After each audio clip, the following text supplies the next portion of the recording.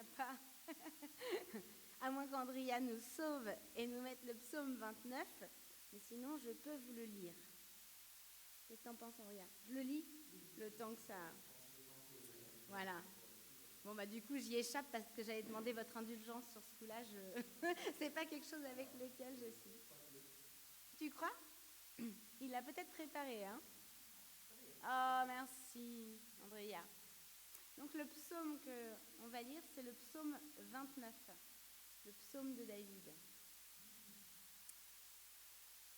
Psaume de David. Vous les fils des dieux, venez honorer le Seigneur. Venez proclamer la gloire et la force du Seigneur. Venez proclamer la gloire du Seigneur. Courbez-vous jusqu'à terre devant lui quand il manifeste qu'il est Dieu. Le Dieu de gloire fait gronder le tonnerre. La voix du Seigneur retentit au-dessus des eaux. Le Seigneur domine les eaux immenses. La voix du Seigneur résonne avec puissance. La voix du Seigneur résonne avec majesté. La voix du Seigneur casse les cèdres. Le Seigneur fracasse les cèdres du Liban. Il fait bondir les montagnes du Liban comme de jeunes taureaux, le mont Hermon comme un jeune buffle. La voix du Seigneur fait jaillir les éclairs. La voix du Seigneur fait trembler le désert. Le Seigneur fait trembler le désert de Kadesh. La voix du Seigneur fait naître les jeunes faons. Elle dépouille les forêts. Dans le temple du Seigneur, tous proclament gloire à Dieu. Le Seigneur siège au-dessus des eaux sans fin. Il sera toujours le roi. Que le Seigneur donne de la force à son peuple, qu'il le bénisse en lui donnant la paix. Amen. Dans 1 Timothée 2, verset 4, il nous est rappelé ce que le Seigneur désire, sa volonté de Dieu pour nous tous. Lui qui désire que tous les hommes soient sauvés et parviennent à la connaissance de la vérité. Voilà ce que le Seigneur désire pour nous. Et nous allons rentrer dans ce temps de repentance. Nathalie va prendre une repentance chantée, mais on va vraiment pouvoir aussi laisser le Saint-Esprit sonder nos cœurs et nous montrer là où il y a des choses que le Seigneur veut transformer, changer, guérir, ôter dans nos vies. Et je vous invite vraiment à rentrer dans ce temps de repentance chantée et de laisser l'Esprit agir pour vraiment qu'il nous éclaire sur l'état, faire un espèce de constat de là où en est notre vie.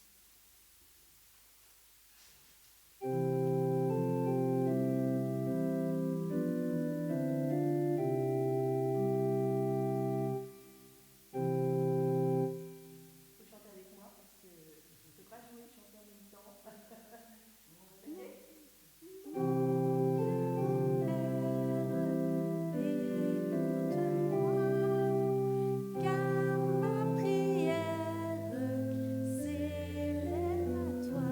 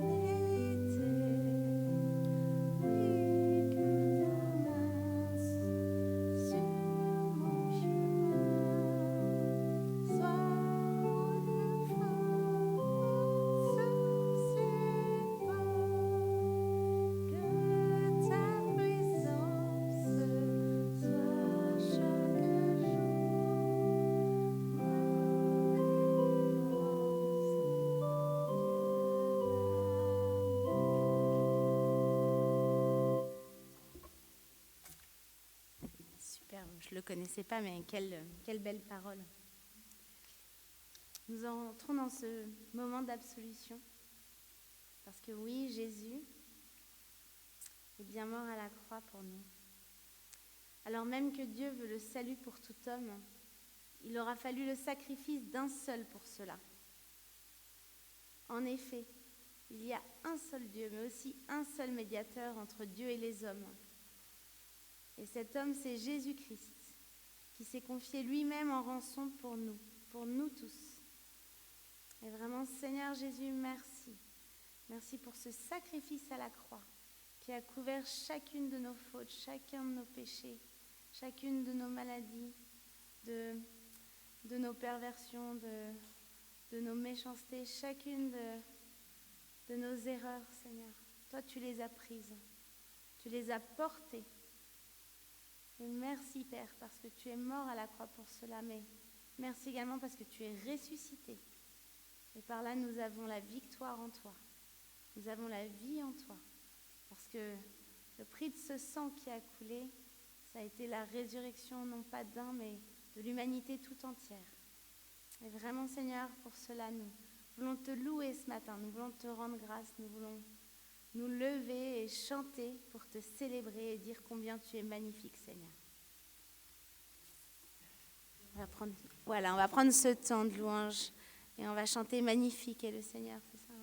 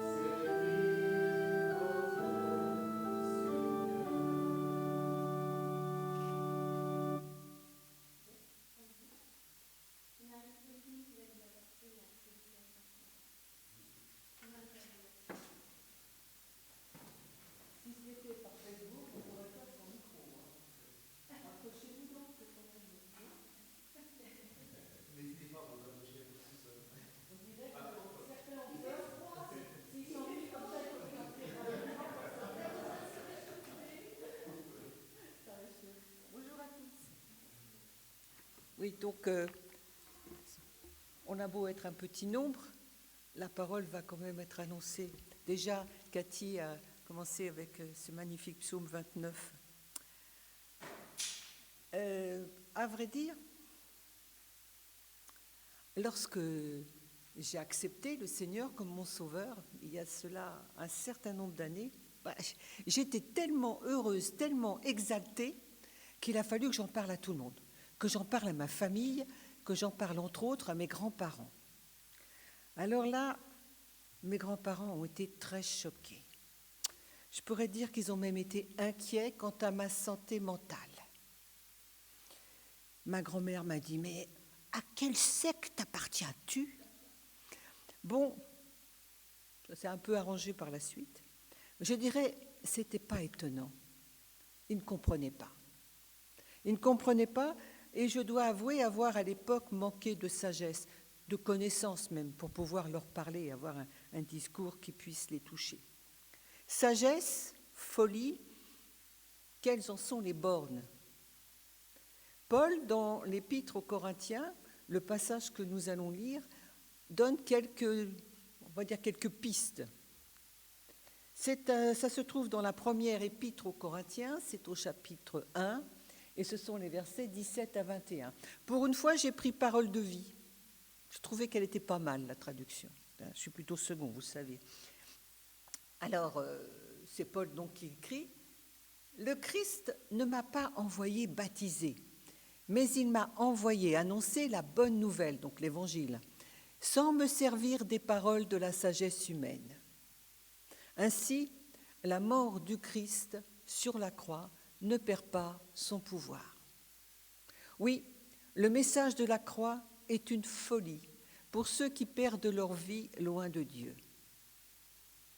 Mais pour ceux que Dieu sauve, c'est-à-dire pour nous, elle est puissance de Dieu. Dans les livres saints, on lit « Je détruirai la sagesse des sages, je rejetterai l'intelligence des gens intelligents. » Qu'est-ce que le sage peut dire encore ? Et l'homme instruit, et celui qui discute bien dans ce monde, qu'est-ce qu'ils peuvent dire encore ?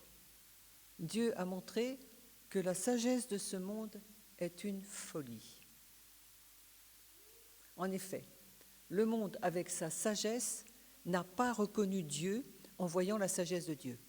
Alors Dieu a décidé de sauver ceux qui croient grâce au message que nous annonçons, et ce message semble fou. Alors, Paul, l'auteur de cet épître, il s'annonce comme apôtre de Jésus-Christ. On lit ça donc au premier chapitre, les versets 1 et 2 nous donnent un petit peu l'auteur. Paul s'annonce comme étant l'auteur et s'annonce comme étant envoyé de Jésus-Christ. Apôtre, apostolos, c'est envoyé de Jésus-Christ. Envoyé à ceux de Corinthe, aux chrétiens de Corinthe. Les destinataires, en fait, sont plus détaillés. Il dira qu'il écrit non seulement à l'Église de Dieu à Corinthe, mais aussi à ceux qui sont sanctifiés en Jésus-Christ, appelés à être saints, et à tous ceux qui invoquent le nom du Seigneur Jésus-Christ. Sincèrement, est-ce que vous vous reconnaissez comme les destinataires de cette lettre ?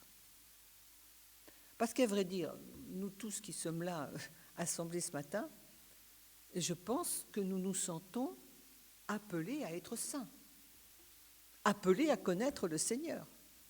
Donc on pourrait dire qu'à travers les siècles, Paul nous parle. Donc Paul va d'abord reprocher à l'Église de Corinthe les divisions, les disputes créées par rapport au nom de ceux qui vont parler, des partis qui se sont créés invoquant le nom de l'un ou de l'autre, discutant sur l'histoire du baptême et tout ça. Sincèrement, ça concerne l'Église du 1er siècle. Bon, ça ne concerne pas nos églises. Il n'y a pas de dispute ni de division parmi nous. Tu fais un peu la grimace, tu as raison. Donc, et Paul va tout de suite mettre les choses au point. hein. Il va tout de suite déclarer « Ce n'est pas pour baptiser que j'ai été envoyé », quoiqu'il il va procéder à quelques baptêmes, mais ce n'est pas pour ça qu'il a été envoyé. Il dit « C'est pour annoncer l'évangile ». La bonne nouvelle, parce que évangile, vous savez, hein, c'est bonne nouvelle, bonne nouvelle. Et il ajoute cela sans la sagesse du langage. La sagesse du langage. Alors, l'art du langage, hein, appelé aussi éloquence ou rhétorique, mais c'était particulièrement apprécié dans ces temps de l'Antiquité grecque et romaine. C'est très valorisé par la Grèce antique. Et la rhétorique, c'est l'art, nous dit le dictionnaire, c'est l'art du discours agissant sur les esprits.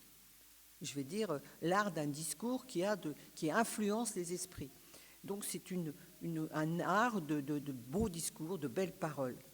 Alors Paul, c'était un érudit, il connaissait certainement l'art de la rhétorique, l'art de l'éloquence, mais là, il dit qu'il ne l'utilise pas, parce qu'en fait, s'il avait utilisé le beau langage, s'il avait utilisé la rhétorique, l'éloquence, pensez-vous qu'il aurait eu vraiment une influence? Est-ce qu'il aurait vraiment porté la parole de Dieu efficacement, je vais dire?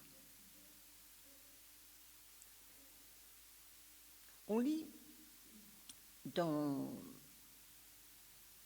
Oui, je voulais simplement rajouter au fait que ce message, enfin, la façon dont s'annonce Paul, disant qu'il a été envoyé par Jésus-Christ pour prêcher l'Évangile, c'est, à vrai dire, une obéissance à l'ordre que le Seigneur avait donné à ses disciples, à ses apôtres. Parce que Paul n'est peut-être pas un apôtre tel qu'on l'entend, c'est-à-dire quelqu'un qui a suivi Jésus lorsqu'il était sur la terre, mais il est apôtre envoyé par Jésus-Christ et il obéit à cet ordre qui dit « Allez par tout le monde, prêchez la bonne nouvelle à toutes les nations ». C'est ce qu'il fait. Le livre des Actes nous relate un certain nombre d'événements de sa vie, de lui et des apôtres, portant la parole jusqu'au bout du monde. Dans le livre des Actes, au chapitre 26, on lit un événement. Paul se trouve convoqué devant le roi Agrippa par le gouverneur Festus. On est donc sous l'occupation romaine. Et donc, il va devoir plaider sa cause, plaider sa défense. Et sans crainte, il va annoncer ce qu'il prêche. On le lit dans Actes 26, au verset 20 et 23. « J'ai prêché, dit-il, après. Oui, d'accord, bon, on y va. J'ai prêché, dit-il, la repentance et la conversion à Dieu et la pratique d'œuvres dignes de la repentance. C'est-à-dire qu'une fois qu'on s'est repenti de quelques mauvaises actions, il faut corriger, bien sûr. Et il rajoutera, verset 23, « J'ai prêché que le Christ souffrirait. » Que le Christ souffrirait et que, ressuscité le premier d'entre les morts, il annoncerait la lumière au peuple et aux nations. Alors là, on pourrait dire, tout est dit. Si vous voulez savoir un petit peu qu'est-ce que c'est que la doctrine de Christ, vous reprenez ce texte. Qu'est-ce qu'il faut prêcher? Prêcher la repentance, la conversion, des œuvres dignes de la repentance, prêcher que le Seigneur, le Christ, est mort et qu'il est ressuscité pour apporter donc la lumière, pour apporter le salut à l'humanité.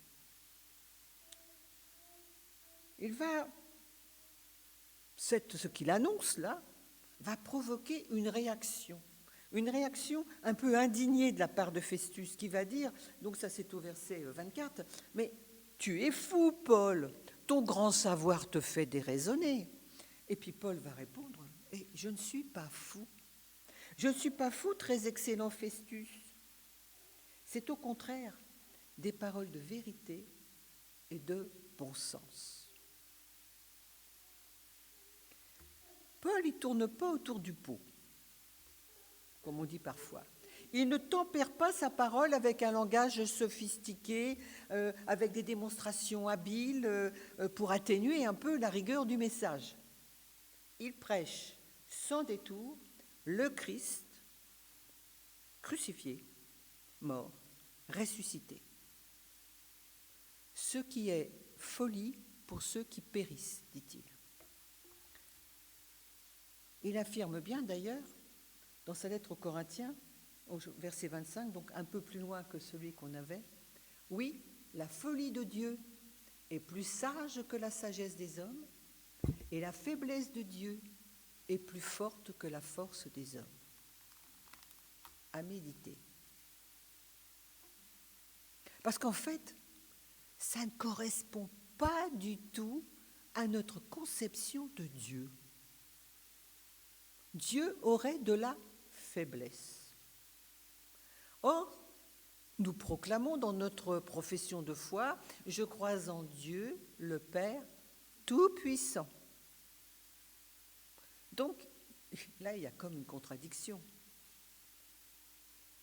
La faiblesse de Dieu. En fait, la faiblesse de Dieu, c'est son immense amour pour cet humain qu'il a créé, pour être avec lui, dans l'administration de l'univers, de la création, pour l'éternité. C'est le but de Dieu. La folie de Dieu, c'est un amour tel qu'en Jésus-Christ, il s'est incarné, il est venu parmi nous, il a subi les insultes, le rejet, la torture et la mort. La folie de Dieu, c'est d'avoir subi lui-même la condamnation à mort qui était sur l'être humain, la condamnation à la mort éternelle. Il a fait grâce.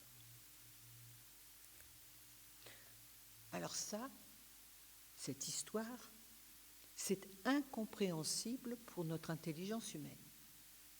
Ça dépasse tout ce qu'on peut concevoir humainement. Et les beaux discours, les démonstrations intellectuelles ou philosophiques ne nous permettent pas de comprendre. L'intelligence des savants, des intellectuels, des philosophes de tous les temps, de toutes les cultures, je dirais cette intelligence-là, elle n'y a rien compris. Parce que Dieu n'a pas voulu. Souvent, dans l'Évangile, on lit que Jésus dit afin que ça ne soit pas compris, quoi. Il donne des paraboles, on dit, mais enfin, il aurait pu dire les choses plus clairement, quoi. Parce que, en fin de compte, il ne veut pas que qu'un se glorifie, que ce soit simplement, façon de parler, que ce soit par son Saint-Esprit qu'on puisse comprendre ces choses.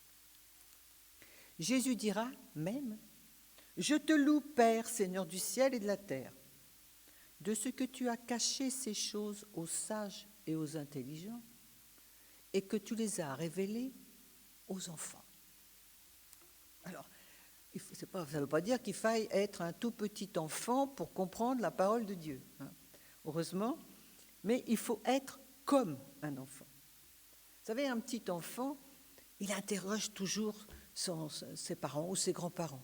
D'ailleurs, quelquefois, c'est un peu saoulant, hein. Il y a des gamins, mais pourquoi, mais comment, mais pourquoi, mais comment.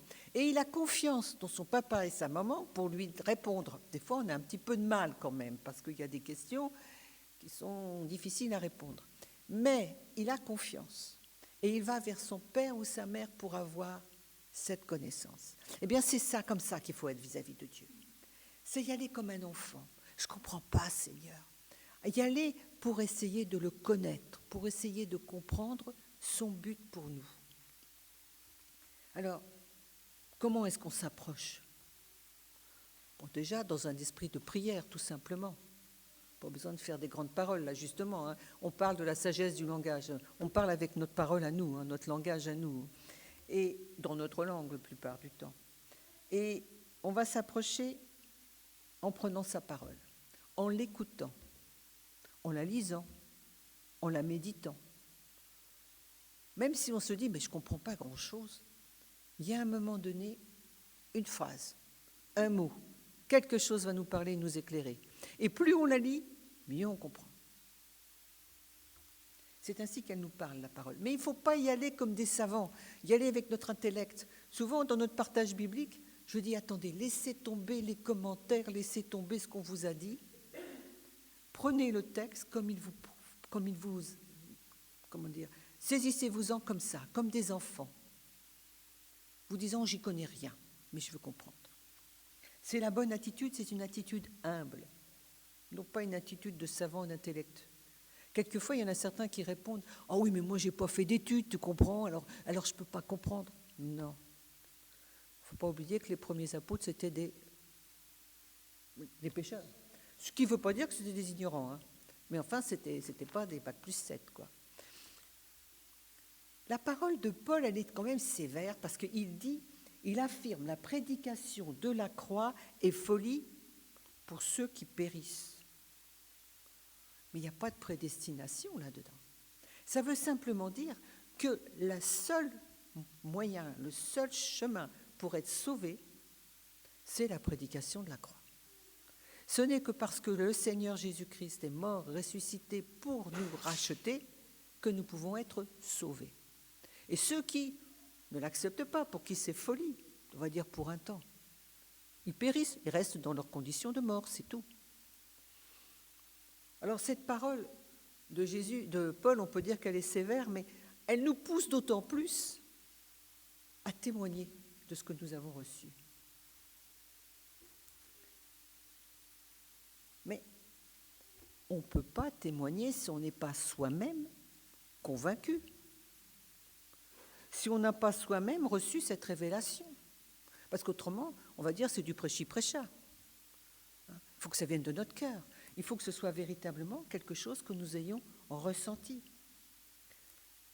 Personnellement vécu, la repentance, le pardon de nos péchés, l'assurance de notre salut, je dirais ça, c'est déjà encore une folie pour l'intelligence humaine. Vous voyez, mes grands-parents, la petite fille, là, elle a perdu un peu la tête, tu vois. C'est ce que je vous disais en introduction. Mes grands-parents m'ont cru dérangée. Puis après, je leur ai parlé, je leur ai écrit, bon, on a eu des échanges. Mais c'est souvent ce qui nous arrive. Quand on parle de notre expérience de chrétien, quand on en parle avec conviction, quand on en parle avec enthousiasme, eh bien souvent, on nous accuse d'être timbrés, quoi, des doudingues, des gens déconnectés du monde moderne, hein, tu vois, complètement déconnectés.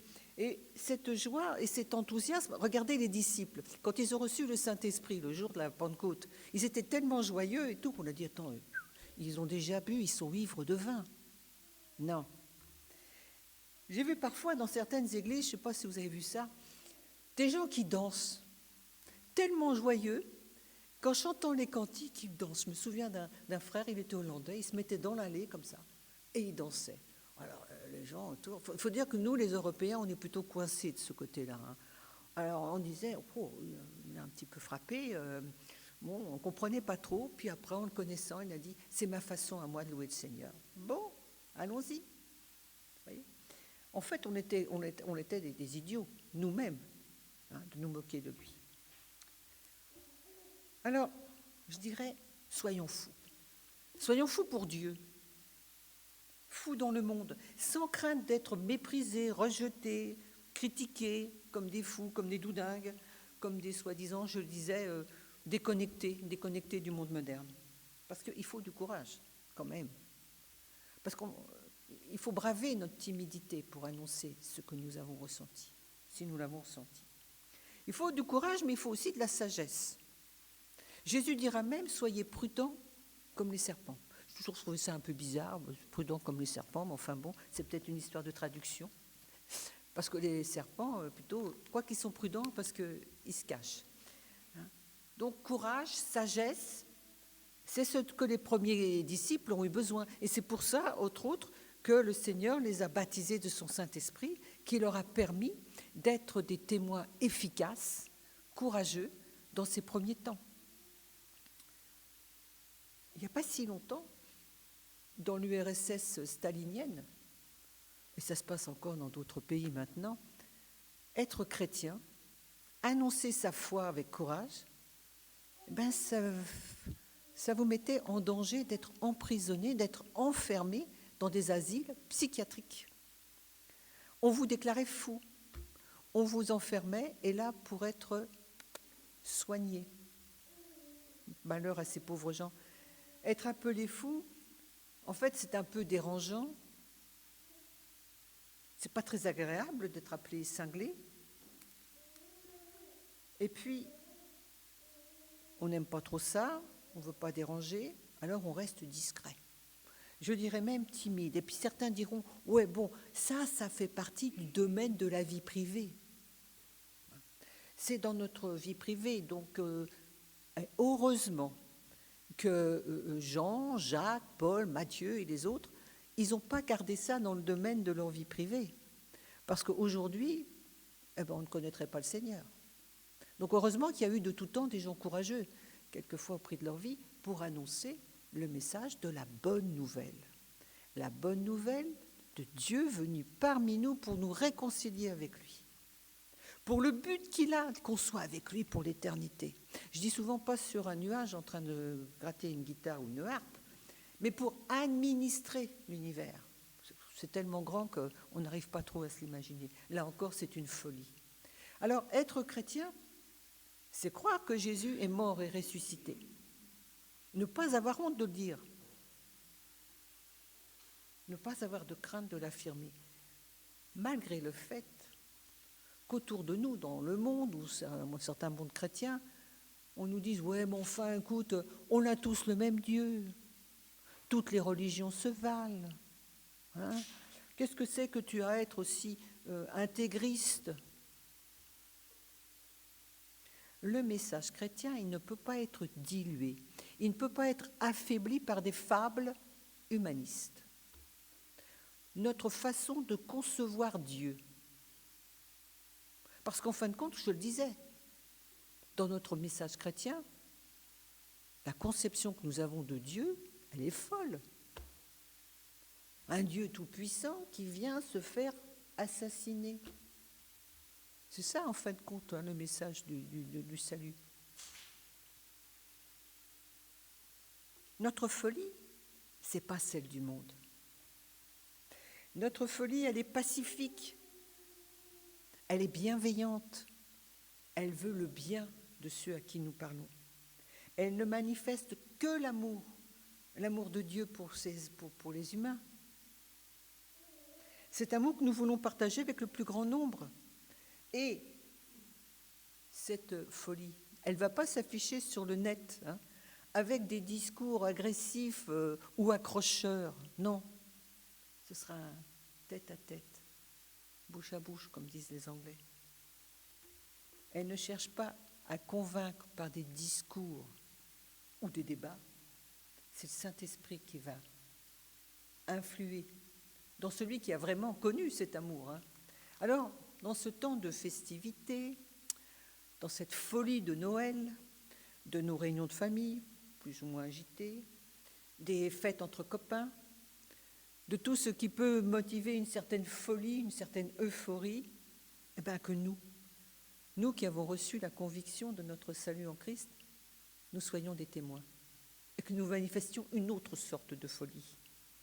Que la bonne nouvelle de la venue de notre Seigneur, de notre Dieu, Emmanuel, Dieu parmi nous, nous soit pleinement révélée pour que nous puissions expérimenter la véritable joie, la véritable folie et qu'elle nous accompagne tous les jours de notre vie, jusque dans l'éternité.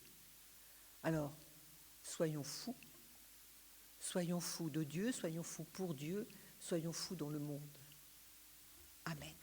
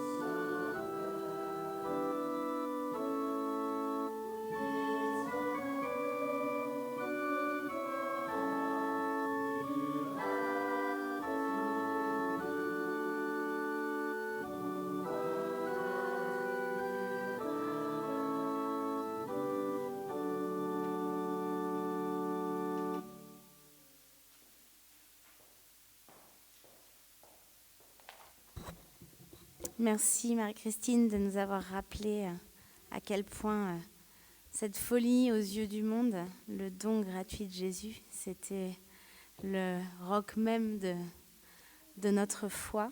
Et c'est ça la sagesse de Dieu. Et nous nous apprêtons maintenant à prendre la scène en communauté.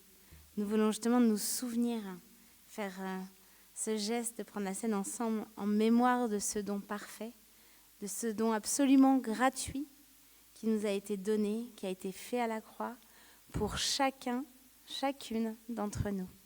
Donc je vais vous inviter à faire un rond, un petit cercle. On va venir bien près parce que comme le disait tout à l'heure Marie-Christine, il fait frais. On peut pousser une ou deux rangées de chaises et puis voilà, on va.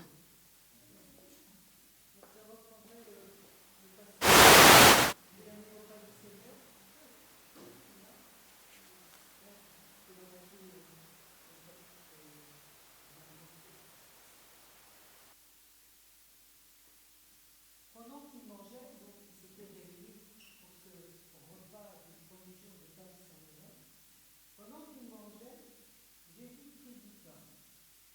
Et après avoir rendu grâce,